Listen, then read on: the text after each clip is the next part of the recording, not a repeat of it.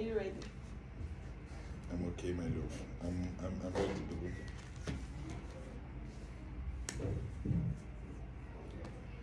Good day, our wonderful people, wonderful Odogwu and Aisha lovers, followers, fans, family. Good day.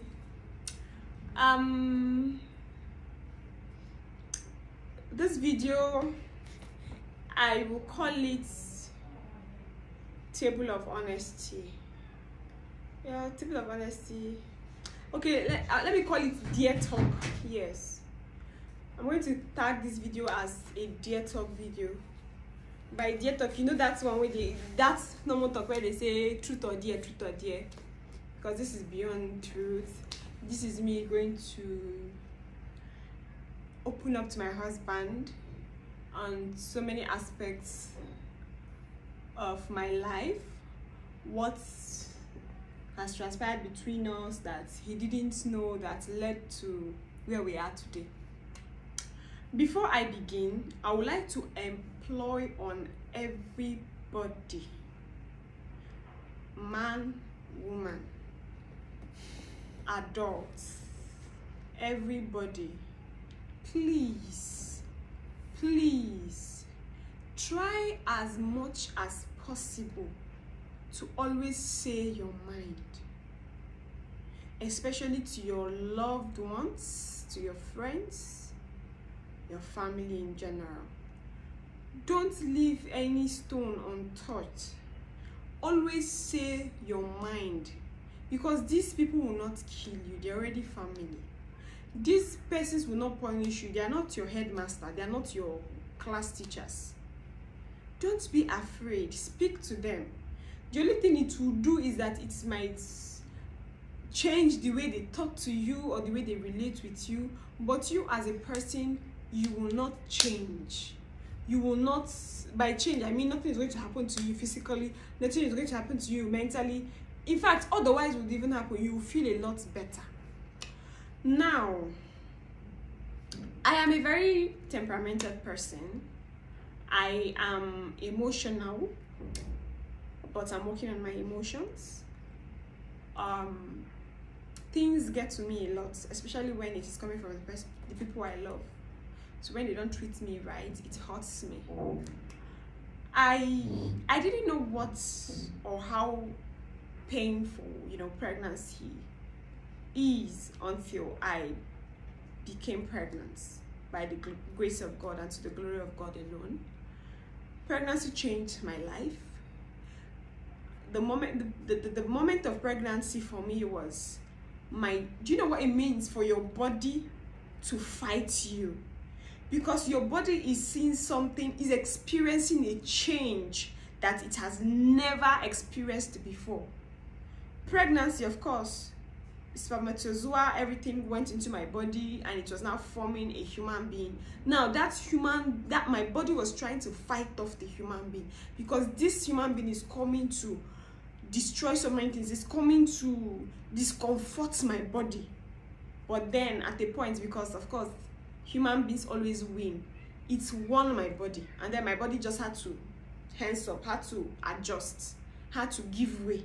My body understood that this baby is going to come to stay for so period of time, so let's just accommodate this baby. Now between those times, there were times that my stomach failed me. It was now protruding, getting bigger. My breast failed me. My body, I was vomiting non-stop. I had the first terrible first trimester, the terrible months, which of course you guys would hear. We had to keep it up. You people will hear that part. But I'm just trying to recap something because I'm headed somewhere. So in all of those months, I wasn't myself. I hated so many things. But then my husband was there for me, which I thank you. So after doing all of those things, and then in the process of all those things, I was working for my husband. I was working as, of course, we are a household business couple. Odogwu and Aisha, we do business together. So even when I was pregnant, even when I was heavy. Even when I could not do anything, I was still working. And then, to be honest, because I knew that my husband could actually afford it, so I was expecting a very sound gift to say thank you for carrying my child, thank you for, you know, all these months, and thank you for still sticking up with me with the business. It is normal. It is normal that you appreciate. It is normal that you appreciate any person that does good. That being said, although between that, because they say sometimes just in the Bible it says, ask and you will receive, seek and you will find, knock and the door shall be open to you. I always tease my husband and tell him that I want a car, you know, I want a car. My brand is GLK. Yeah, baby, I love it. GLK. I always say that. He knows that as well. Formatic. So I always tell him that is the brand, that is the car you buy for me. But that does not mean if he brings anything below that I wouldn't take. But then, you know, this is my mind. And in the future, I'm going to ride that baby someday. So I was now saying that to my husband. And we got into the hospital. I put to bed. I was waiting for a push gift. It's called a push gift, but what I wanted was a thank you. With gifts, not before mouth. Yeah, a thank you gift. But then something happened. A touch of something happened. And I didn't know why I think it came from a place of disappointment anyways. Let me not say I didn't know why I reacted. No, because let me face up my actions. I'm the last person that would use excuse to bottle up or to sweep off what is real. So my husband brought up a keke for me. I don't understand. My friends were there, your friends were there, there was camera, and please people, if you hear of me, know that I don't fake things. When I'm not happy, I express it to you there for you to know. When I'm happy, I will show you there for you to know. So when he came up with that keke gift, it was the least of what I was expecting. And then I can't hide my feelings. I couldn't hide my feelings. I had to react the way I reacted. You get? Reality, how did they say it? Is it reality gone wrong? So it took me off guard. I wasn't expecting it. But what even shocked me the most was my husband documented all of those things. And he knows that that was my vulnerable moment. It was a time of my vulnerability. And if you love anybody, if you say you love any person, of course, you are there to stand for them in times of their strength, in times of their weaknesses. When they are vulnerable, you try to help them out. So that was my moment of vulnerability. Seeing my husband post that video online made me, or sent me to a prison that I have still not come out from. Or should I say, yeah, I think I'm out of there because I'm not speaking about it. I didn't say prison. You people know yeah, I don't need to spell it, you get it. So it sent me to that cage, that coven, where the only thing I harbored was hate. Somewhere down, even when we made up, it was just, I had this hatred. I was trying to see how to get back at him. Even when he posted videos of me begging him, those were my vulnerable moments. People made jests of me. People mocked me. My mother was pleading, kneeling down for him. Why would you post that? Why would you show the world that side of me? So I was really angry. I won't lie. Should we have apologized for all this? I'm not saying this because I need your apology. I'm saying this because I'm trying to move on, to say what, to explain things. Well, you're laying a lot of emphasis. It can't be like, say, we are now going back and forth. I thought we were moving on. We're not going back and forth. I'm trying to make, just be patient. I'm trying to make a point. So those things, like I said, piled up in my mind. Now, the new me would have said this, but the old me couldn't say all of this. I just had to suppress them. Little did I know that the suppression was going to eat me, or was even eating me, because I was looking for any slight thing to just back, you know when you've been piling, when you've been bottling. Is my baby cry? Is that my baby?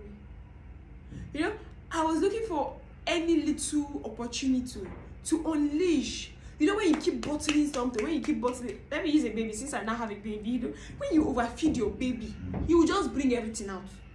Sometimes even when he's trying to hold himself, oh my kid gets away quick, you just throw everything up. So I was looking for a moment, anything that would just make me throw up. But then I was just living like that. It was quite miserable. So when this recent thing happened, a woman coming to my house with a girl saying that she's my husband's child, this, that, this, it gave me the opportunity to retaliate. That was why I was the one, I had to cover things. I was now keeping, because I needed to do back what he did to me. Now this brings me to the theme of this video, which is anger destroys. You see, anger, that's bad. It's an emotion. Love is also an emotion. Anger is also an emotion. But anger is the darker side of emotion. It's the dark side of emotion, rather. While love is the bright side of emotion. That dark side of emotion is very dangerous. See what it does. It destroys. See what it does. It kills. Anger makes you totally clueless. It erases everything in your head. The only thing it makes you think about is that thing that angered you. It takes away the good times. It takes away all the nice memories. The only thing it projects to you are the bad memories. So at those times, I was like, there was one time, my husband was asking me when I left him, that did I even miss anything about him, blah blah blah. And then what I told him was that I was too busy being angry that I couldn't even think of missing you. And that was the truth. I was too busy with my emotion. I was too busy thinking of how to put this person that I couldn't even think of missing him. When that moment for me came, the moment of Ngozi's mom and the Adobe came, the anger in me was victorious. Finally, at last, I can now come out. I can now come out and show this man that he has hurt me. I cannot fight him back. You get? If I had spoken to my husband about the Keke series, the series now, that time of Keke, if I had spoken to him that, I told him, see, I'm angry at you because you did this. I'm angry at you. If I had released all my grievances, I think I would have handled this Ngozi saga much more differently, and from a place of maturity as well.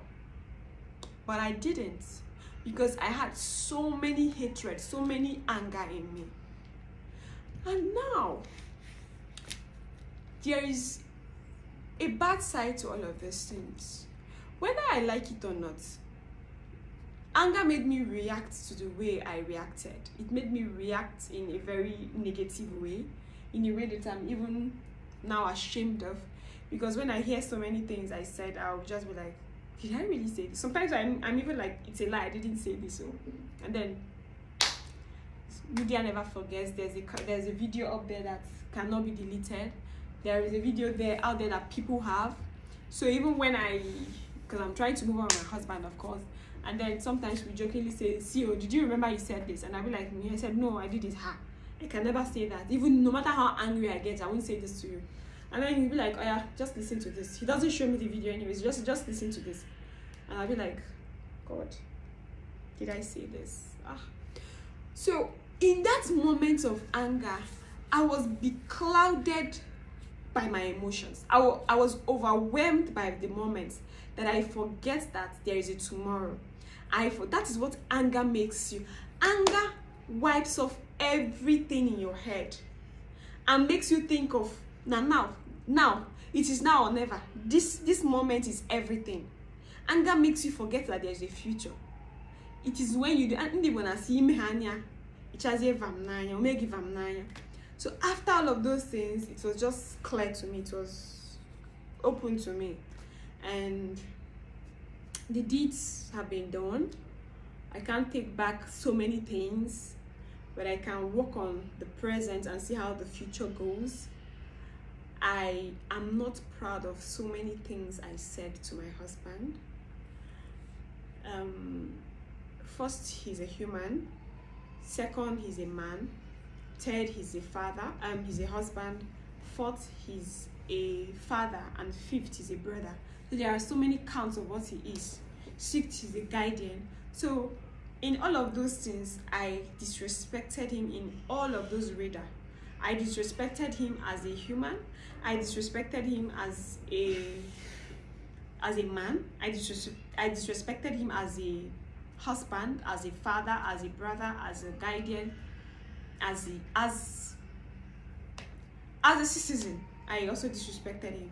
I said so many things that I was not supposed to say, and not just to him. You know, I keep saying that I'm just saying this because we are together. I also disrespected my family. I also disrespected the people that are dear to me, my friends. I also disrespected the people that respect me, that regard me. I also disrespected the people that see me as their model. Yeah, I have a lot of people that look up to me. So, you get, this is what anger made me do. And when it is all clear, you find out that you can't control the damages. You can't save all the faces. You can't bring back all the good times, because the bad things you have said has rubbed on all the good things you have done. That is what anger does. That was what anger did to me. So please don't be me. That's my baby. Don't be me. Don't allow anger get the best part of you. When you are angry, try to check it. Anger is something you can control. When you are angry, try to checkmate yourself. Try to hold yourself. Think of the person you are even angry with. For the love of God, I was angry at my husband. This is somebody that I have said I was going to do forever with him. So why should I even be angry? Oh, even as you are wasting your anger. Yes, I used to say this while growing up. I would say when somebody makes me angry, I'll be like, yeah, the wrong person I should even be angry at. Especially my siblings then. My younger brother, let me just say, yeah, my younger brother. Younger and immediately younger brother, you gonna name me with them. So I'll be like, you're even the wrongest person I should be angry with.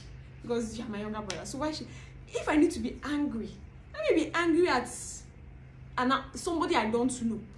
Somebody that we are cutting ties. There's nothing that will bring us together again. Did you get? There is nothing that will join us. And then it would even make sense to that person. Like, it would make sense to this person that, oh, Queen is angry with me, or Ijoma is angry, Aisha is angry with me. So, and then this anger has cost us this thing. But not being angry with somebody that I will still end up sharing the bed with. So it is just a waste of emotion. It is a waste of, we wasted so many times. Because right now, I was thinking of what I would have achieved with those 3 weeks I was in the village. I would have done something tremendous. Something that would have positively impacted in my life and in the life of people around me. But anger made me waste that moment. And the hurting part is that it will never come back. Those 3 weeks, I've wasted them. Nothing will ever come out of it. But if I thought I did something good with those 3 weeks, I would have reaped something out of it. So, I'm not proud of what I did, but I won't throw myself away. I still love me because I'm intelligent enough to pick up from where I stopped. I'm intelligent enough to want to speak about this to my husband and of course to everybody, because I'm ready to share my story. I'm ready to let people learn from my mistakes as well. I'm ready to let people know that I'm not perfect in any way. I am just a beautiful, imperfect creature that is willing to learn at all costs. Sometimes I let my emotions override me, but at a time I pause, I think about what I've done, I make amends and see that I move on progressively. So I'll still say this again, I'm sorry for the way I spoke to you, for allowing anger override me. I am sorry. My husband as well has his anger issues. He has we all have a lot of growing up to do, as a matter of fact, when it comes to anger. And then I'm also employing you that is watching me to also grow out of anger, because anger only destroys. Anger does not build. It does not build. Anger, I've never heard anger build anything. The only thing it builds is destruction. So channel that energy you want to use to be angry at your loved ones. I'm not saying anger is not necessary. It is. Sometimes you use it to set boundaries between you and some persons, some outsiders. But when it is between family, don't let it linger. Don't let it affect. Don't let it destroy. You can be angry. It is healthy to be angry, because it is an opportunity. It avails you to have an outburst. Because if you keep bottling up things, you will explode. But anger makes you have a little outburst. And when you have the outburst, you just come back to yourself again. So get angry. It is healthy. Get angry. Say what makes you angry. Say what made you angry. Whatever it is that make you angry, say it. That made you angry, say it. And then walk away from it. I didn't tell my husband about the keke that he gave me. What angered me the most was even that he returned the keke, but he took away the car. So I was not like, if I thought this man wanted to give me a car like he said, he should have even persisted. He should have brought back the car, just the way he brought back the keke. But no, he just brought back the keke. And so what lesson was he trying to teach me? It's just like, sometimes, you know, when it comes to marriage, when it comes to relationships, there are things that you should not really teach. There are things that love should just cover. There are things that being partners, being your wife, being my husband should just pardon. So I feel that no matter how much I said, no matter what I destroyed, no matter how I reacted, that because I'm your wife, you should have pardoned your action. It was true that you revoked the keke you gave me, you took it back. But by virtue of me being your wife, going through the labor room, birthing a child, it's not from a place of entitlement. Don't misunderstand me. It's from a place of love, because I feel it is my love language that I receive gifts, that my husband gives me. I feel loved. I feel secure that way. So when he doesn't do this, I feel he's angry. He no longer likes me. You get, he's trying to teach me one or two.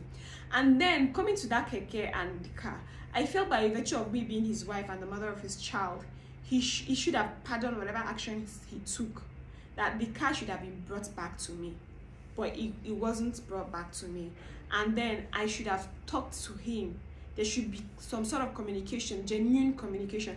You know, one of the problems couples have is that they don't genuinely communicate. They just lie. They are not honest because they are afraid. Some of them are afraid it will break the relationship. Some of them are afraid that if they are genuine, that their husband will get angry, their wives will get angry, and then it will build distrust. So they keep lying to make things stand firm, not knowing that the lies would backfire eventually. I learned that the hard way. I don't need to lie to save my relationship. If lies is what will keep my relationship, then that means there's a problem. Because one day I'll get tired of lying. I'll just want to be blunt. And when I begin to be blunt, my partner will be like, where is this coming from? And it will be a problem. So let's just practice honesty. Let's just practice having this dear table. A table where it is the truth. You table it.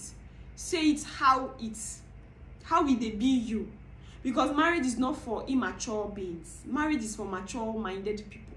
So when I'm telling my husband, see, this thing you did, one more, you fuck up for this aspect. Yeah, so he should have it in mind. Even if he doesn't change, but then he already had it in mind that, oh, my wife, it didn't go well with my wife. Oh. So that the next time he will do it, when he does it, you know that this man is intentionally looking for trouble. He will receive the buzz boost because it will come. When you look for something, you get what you're looking for. So your wife too, you tell her, put it to her face, babes, you didn't get this right. You're not supposed to say this. You're not supposed to do this. And she knows it. And everybody, there's this peace that comes with not having anything in your closet. Because when you have something in your closet, you'll be panicking, you won't be at peace. Because you don't know when it will explode, you don't know when it will unfold. I don't know, sometimes I just get carried away and I talk too much. I don't want to talk too much. I don't want this to be about... You said you don't want me to say anything in this video. You just said you don't want to say anything. I don't want you to say anything. This is when I want to... At least explain to them why I'm on pajamas. My wife wanted to do a video and then he just asked me to come and sit. So that I just woke up from sleep now. So that doesn't look like, why am I on pajamas? She was the one that prepared to do a video, but she said she needed me to hear this while she's saying it to the world as well. So she said, make her not talk anything. So, but at least let them understand so that I don't look, because I just woke up and then I'm still sleepy. So no problem. You can continue, or you are done, Abi. But you understand what I just said, did you not? I'm not supposed to say anything, so should be my only job here is to listen to you. I'm not talking to an empty can. I'm talking to a human being. So at least what I just said, you're supposed to understand what... Okay, I'm supposed to. It's not even objective. Okay, I understand, my love. And it's fine. I understand. I can go, right? You're done. Anyways, it's one step at a time. So... I'm not trying to excuse myself for whatever it is I did or I said. So that is it. Bye.